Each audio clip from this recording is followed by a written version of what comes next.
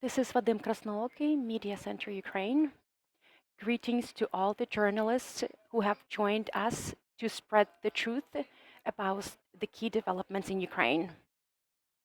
Long lines at gas stations, severe restrictions, 10 or even 5 liters per car, and we have fuel prices going through the roof.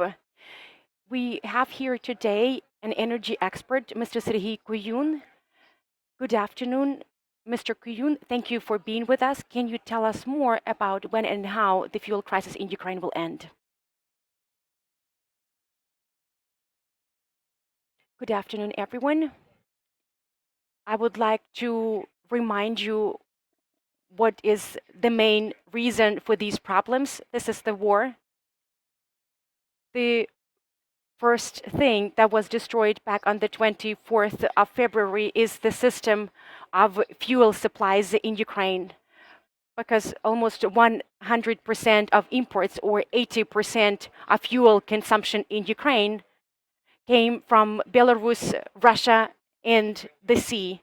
Within one day, we lost all these sources, and the market had to switch to a new format, and we had to reformat to a single direction of imports, which is the western border. This work is ongoing. The first contracts were concluded back in March. The first contracts with European suppliers. Ukrainian companies contracted enormous amounts of fuel, but there's another big challenge right now. We don't have a good logistics network to ensure the transportation of these enormous amounts of gasoline and diesel fuel. Another facet of the problem is not really the commercial dimension. Our companies are quite experienced.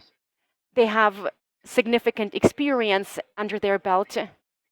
But without political facilitation, without the support of the European governments, it will be a formidable task to resolve this issue.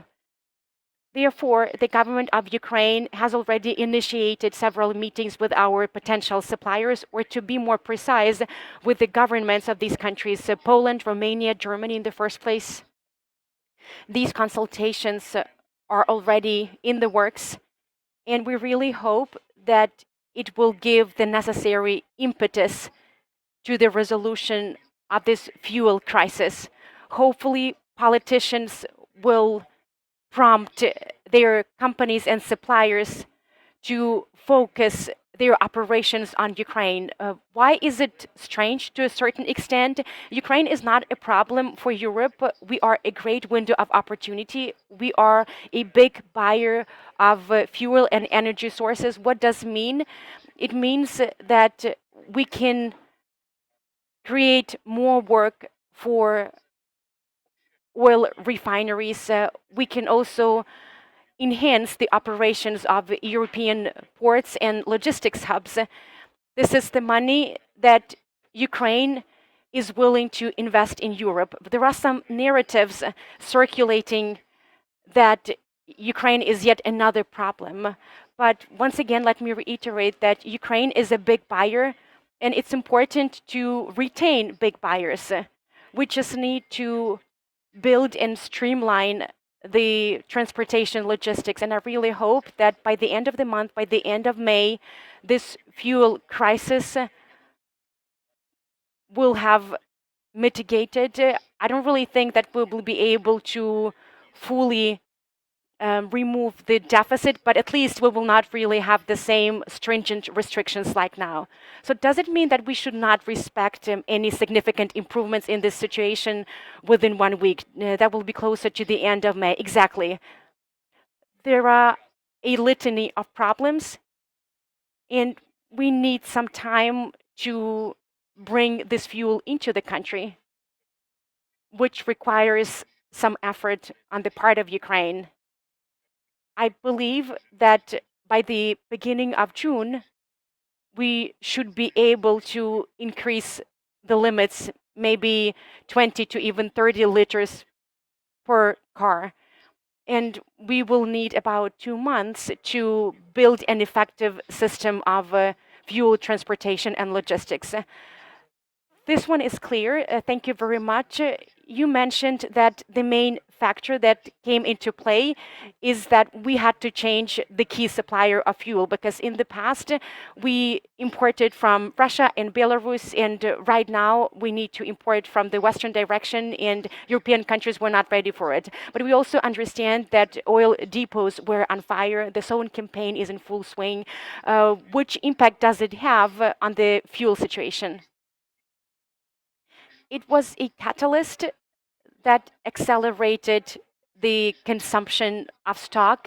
About 20 oil depots were decimated within a time frame of 1 week.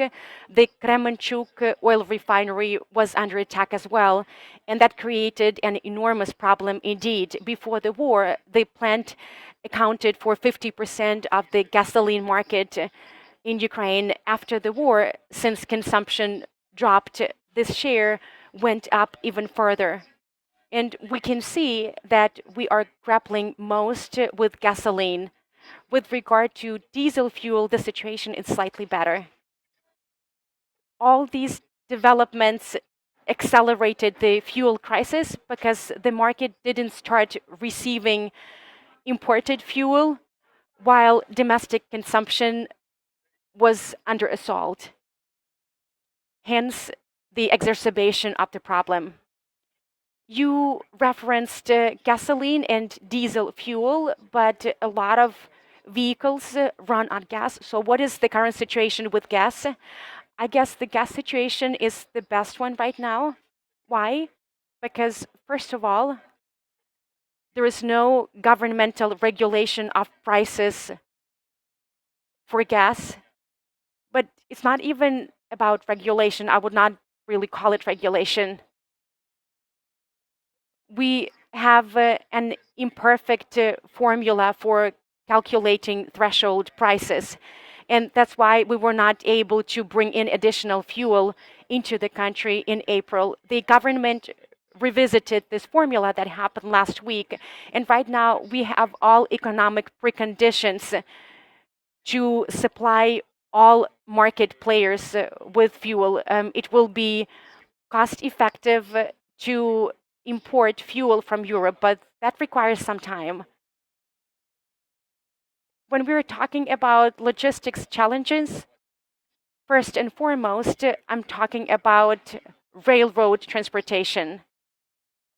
There's another powerful direction, which is ground transportation. We can transport by fuel tank vehicles, but it's an expensive endeavor, and you cannot really import enormous amounts by ground vehicles. A lot of companies are already engaged in this type of imports. It turned out that there are some legislative and regulatory issues because requirements for vehicles are stringent in Europe. Our vehicles were not prepped for it. Multiple companies are refurbishing their vehicles in line with the European regulations. There are a lot of questions about regulating this type of transportation in Ukraine as well. It should be noted that the Ministry of Infrastructure is operating in a swift manner.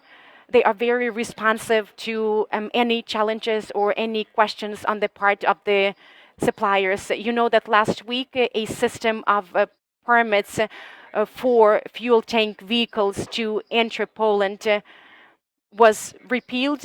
In the past, the ministry initiated the cancellation of these permits with other European countries. Of course, this is not a magic wand and it will not solve all the problems overnight, but at least it's a testimony to the fact that there is a gradual approach to the resolution of this crisis. As for natural gas, there's no governmental regulation, there is free circulation, and it stimulates businesses to supply even more. And we can see that gas supplies are growing. The Ukrainian fleet of Ukrainian gas tank vehicles was more adapted to the European regulations, because this is something that was practiced in the past. If we're talking about diesel and some other types of fuel, they were not imported into Ukraine from Europe by fuel tank vehicles. The situation with gas was very different. They had that experience under their belt, so they were able to reformat their operations within a short time frame. So the situation with gas will not deteriorate, right? Exactly. It's very optimistic. There's gas at multiple gas stations, and there are no restrictions on the amount of gas per vehicle. Serhiy, once the fuel situation stabilizes closer to the end of May, according to you, will it remain stable, or there are some other challenges that can further exacerbate the situation? And what should be an effective model of the fuel market during the war? We need to keep in mind that war is war, and it will definitely make its adjustments. There are different possible scenarios. The adversary is targeting our transportation corridors and infrastructure, so we cannot really exclude the possibility of new surprises, new hitches, and setbacks. But what are some of the advantages of the new system being built right now? There are a lot of transition corridors. There are a lot of transit points. Fuel is imported by railroad via different border crossing points and by ground vehicles as well. This system is quite diversified, so it will be challenging, even impossible, to completely destroy the system. Ukrainian companies adapted to the new reality. Everyone can see that it's quite dangerous to utilize oil depots. Therefore, the market reoriented their operations on consumption from the wheels, if I can put it this way. There's no storage as well. Fuel is transported from the border straight to gas station. And it's an issue of safety and security. It's an issue of swiftness and reliable system of gas supplies or fuel supplies. This system is being built right now. It will definitely be more effective, and this is something that we will have to contend with in the near future. So we will have to put up with the fuel crisis until the end of May. This is good news for Ukraine. And during the wartime, it looks that we will be able to build a new and even more effective system of fuel supplies, at least during the wartime. What are the prospects of the fuel market after the war, in your opinion? What should the fuel market look like in the future? How should we change it to make it operational and effective in the long-term perspective?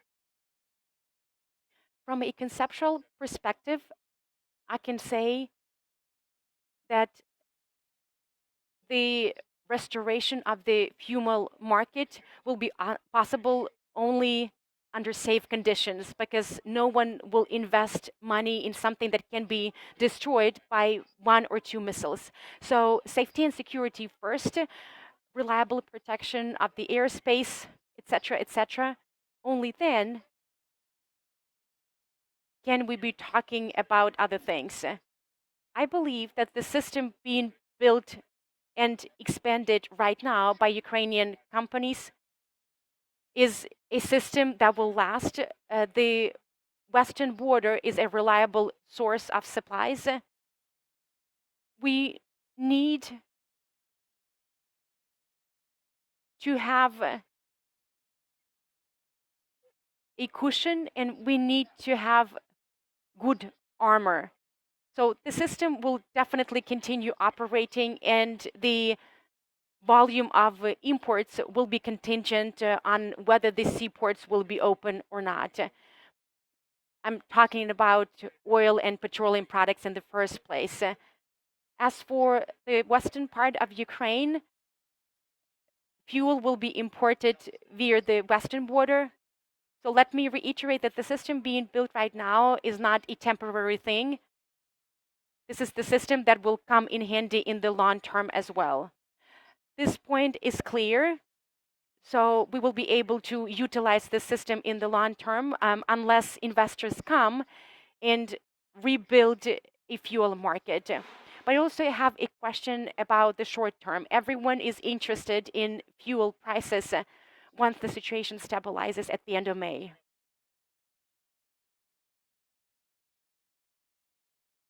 From a conceptual perspective, the formula of threshold prices is based on global quotas. If global prices go down, prices in Ukraine will drop as well, and vice versa. This point is clear, but what I meant was how much more expensive fuel will become considering this change in logistics and supplies. The existing prices are already quite high, even the ones regulated by the government. We need to understand that the demand created by Ukraine on the Ukrainian market caused an increase in prices within these contracts. Because if you're looking for fuel and you need a lot of it, you are ready to pay more, and it's just business, as they say. These contracts are signed with high markups because in Belarus, the premium was about $30 per ton. The current contracts envisage a premium of 150 or even 200 USD per ton. This is pricey. I hope, and I'm even confident, that as soon as we forge a reliable system of supplies, as soon as these supplies become stable and we start concluding long-term contracts, it will definitely lead to the decrease of premiums. Maybe we will not really have the same prices as from Belarus, but the logistics component will still be a big part of the price. From Poltava to Kremenchuk, there is a distance of 100 kilometers, and right now a Poltava company needs to cover 800 kilometers to the western border. Then they need to go deep into Europe, additional 500 to 700 kilometers. What is the share of the price at a gas station? From the border to Poltava, for example, it's about 3 hryvnias per liter. That's a big share. Well, it's a big share, but it's not critical. We're not really talking about a multifold increase. Well, it depends on how you look at it. I've seen some of the contracts. Supplies from Lithuania, 700 kilometers from the border. It costs 150 to 170 USD per ton, while the price of 1 ton is 1,000 USD. So we're talking about almost 17 to 20%. And we also need to include or incorporate the price within Ukraine. So all in all, we're talking about a share of up to 25% in the price. This is significant, and this will not disappear. And this is something that we will have to pay. Serhiy, we will receive gasoline from Europe. Can we claim that it's of higher quality than the one that we received from Belarus? The Belarusians and the Kremenchuk oil refinery or the Volyn oil refinery, Western companies alike, all produce the Euro 5 standard fuel. It's more or less the same. There are no major differences. There's only one thing that I can add. I would like to remind everyone that at the end of March, the government allowed the use of fuel Euro 3, Euro 4. That was done to expand the geographic coverage for fuel search in Europe, because the most prevalent fuel is Euro 5 in Europe. But there are some European ports that import fuel of lower quality, because those ports produce fuel for half the world, like for African countries and other continents and countries. This will allow us to purchase additional batches of fuel. I think we have discussed in detail the fuel crisis. I have another question to you as to an energy expert. What is the likelihood of enforcing an oil embargo on Russia? This is something that is under discussion right now. And what will the consequences be for Russia and the entire world? This issue is at the forefront of attention of the entire continent. If this issue is already on the agenda, and if this issue has advanced so much, then I guess there are some calculations. The European countries know how they will be able to substitute for Russian energy sources, and I believe that it's possible. We can see that there's considerable resistance to this initiative. Some of the countries have taken off their masks. We can see that the Russian money in some countries and among some politicians has been flowing into this matter. For Russia, it has always been a pure business. And through this, the Russian Federation financed its interest. We can see the case of Hungary. This country is pretty much open about the fact that it's dependent on Russian money. The populist policy and those politicians that are in power in Hungary are there because of cheap energy sources. In Germany, the price is 2 euros, while in Hungary it's 1.4. Where does this price come? Because of lower oil prices. And by dint of this, they are winning elections. They are positioning it as their victory, their accomplishment. And then when they come to power, they basically block all the initiatives that Ukraine is trying to promote within the EU and NATO. I think that in this situation, Ukraine has to speak with a powerful voice. What is the thrust of the problem right now? There are some countries sitting on the southern branch of the Druzhba friendship pipeline passing through the territory of Ukraine. The two countries include Slovakia and Hungary. Ukraine needs to give a signal that if such European initiatives are sabotaged, Ukrainian can also have leverage, and we can either restrict supplies or we can completely cut off certain countries from this pipeline as soon as auctions end, because Hungary is the only deterring factor in this process right now. So let me repeat that Ukraine has to clearly communicate a message to the European Union that it can impact the situation. And this should definitely prompt the Hungarians to pivot in their policy. Ukraine facilitated the supplies of alternative fuel via the Druzhba pipeline to Slovakia, Hungary, and other countries. Hungarians, politicians, entire factions, and political forces blocked all attempts and initiatives on our part because we wanted to pump oil from Odessa via Brody and then supply oil to European plants via a different branch of the pipeline.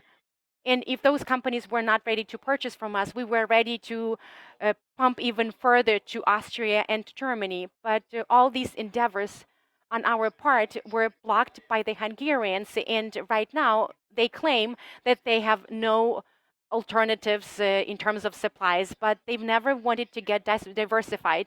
They violated the EU directives because a directive was adopted a long time ago stipulating that each and every EU member state should have a diversified system of supplies, and one single supplier cannot make up over 30%. And right now we can see that Slovakia is 100% dependent on Russian gas. What is Slovakia?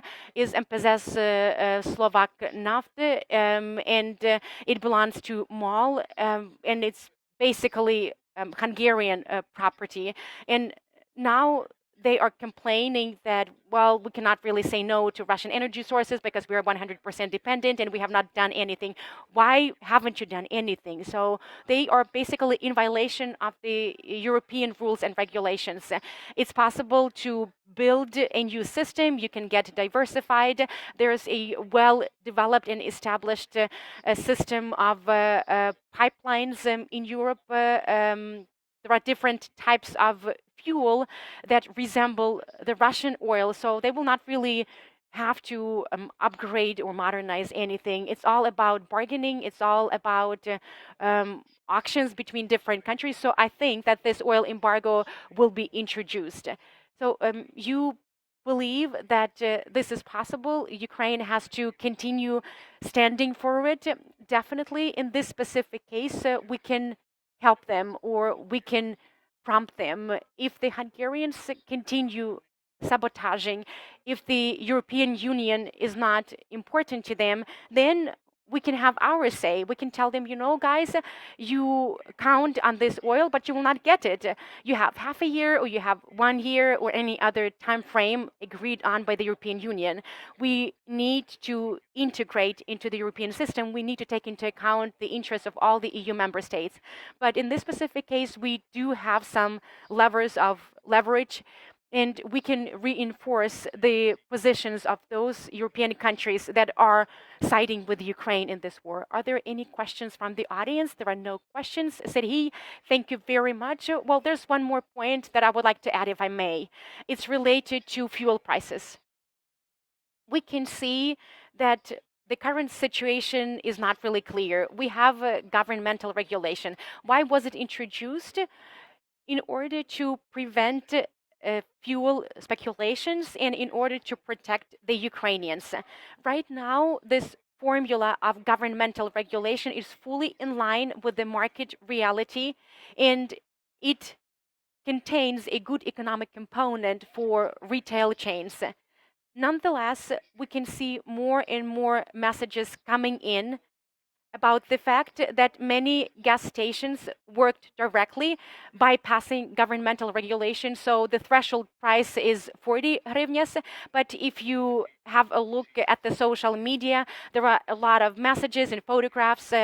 Prices are on the level of 64 hryvnias, 55 hryvnias, 45 hryvnias. Someone is doing it in a overt manner. Someone is doing it implicitly. So you approach a gas station, there's no fuel ostensibly, but then in reality you can purchase fuel, but just at a higher price. You go to another gas station and they are ready to sell fuel to you based on regulated prices, but then you have to pay extra on top of it. So the government has to speak out about it. We have this mechanism of governmental regulation aimed at protecting the Ukrainians. Therefore, the government has to combat this issue. Why do we need to have this governmental regulation in place if everyone is trading at their disposal, at their discretion? So we have companies who bring in fuel, and they have two channels of sale. They can sell to gas stations at a price of 40 hryvnias, and they can sell in bulk, and prices are not regulated there. It can be 50, 60, 70, whatever. So of course it's more profitable for them to sell in bulk, and then this fuel is purchased by the same companies that resell this fuel at even higher prices. We need to streamline this system. We need to make sure that everyone sells at regulated prices. This way, we will not have any deficits. We will have more gas stations that will sell fuel, and we will not have these long lines. Why do we have long lines right now? Because there are some second level gas stations. They bring in fuel, we can see that, but their gas stations are closed. They are not selling any fuel because this fuel is sold in bulk. There is regulation in place, there's this law, there are clear-cut rules, and everyone has to adhere to them. We've heard you, so the government has to speak out about the regulation of fuel prices, and the government needs to respond to these inflated fuel prices at gas stations. We've had Serhiy Kuyun, energy expert, with us. Thank you, Serhiy, for the detailed clarification of the fuel crisis and all the other matters pertaining to the fuel crisis.